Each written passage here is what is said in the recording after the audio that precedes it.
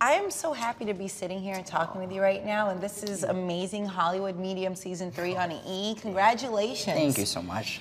Okay, so first off, are we in the clear? We're in the clear. Is there anything crazy in here? Are yep. we? Okay, we're good. You don't need an exorcist, you're good. Oh, we're good? Feels good. They're having me bring up the tragedy, like this literally just keeps coming in. Let me figure out who this is, because it's a very insistent thing. It's like one of the main reasons why I'm supposed to be here today.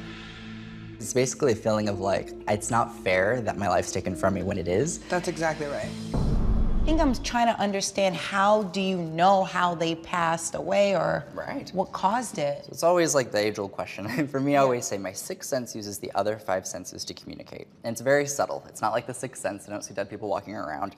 I might, sit across from a person and get a physical sensation that corresponds with how someone passed. I might hear a word or a name. I might get a smell that's significant. I might have a vision. Now, as a clairvoyant, I'm primarily visual, so I usually receive information visually, but all senses are free game for someone to come through and communicate a message.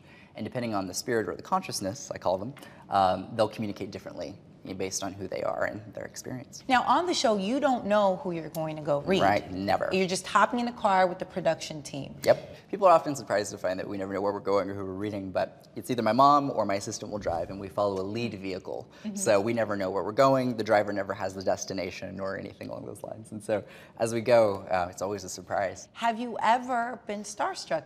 Oh my God, yes. Okay, so who were they? Who are they? RuPaul was probably one of the biggest for me. That was a total shock. Now, on Season 3, you actually talked to LaToya Jackson, Michael Jackson's sister, and you connect with Michael Jackson to his sister. And this must be a lot of pressure, by the way. This is King of Pop. I was expecting, maybe to see moonwalking or Michael Jackson on stage, but it wasn't that way at all. He came through just like a brother would come through in any other reading for his sister, just trying to communicate, just trying to connect. Did something happen while he was abandoned? It's an interesting thing with this, because I feel like when he was abandoned, that would have been an ideal time for him to try to reach 911, to try to call for help, to try to get help. Did she get the closure? LaToya got a lot of closure from it, and I think the fans of Michael also will as well, because it just helped kind of solidify that understanding that he's not defined by his passing. We need to celebrate his life. We need to honor his legacy. And I think that goes, for all of us. We are not defined by our moment of death, and we gotta celebrate people's lives. How about for your parents? Did they ask? I read my mom very early on, and there was a very personal message that came through from someone in her life that hurt her. And that was very validating for her, because it was an apology she never received. And my dad, since, I told my dad when I was 16 years old about my ability. And when I went to him, he listened, but he didn't really understand. And then one day he had me grab a yearbook, and he asked me if I could read a photo.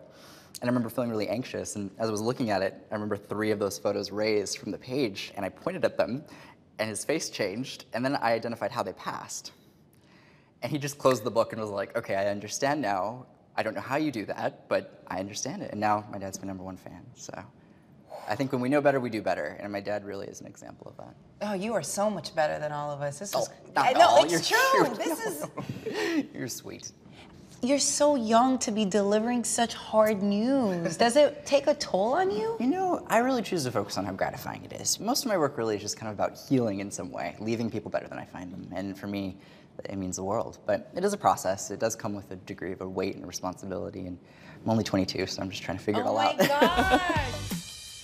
So all you're gonna do is pick out one card, read off the question and who wrote it. Great. And then answer it. Do I have to predict the question beforehand? That would be awesome. That next show.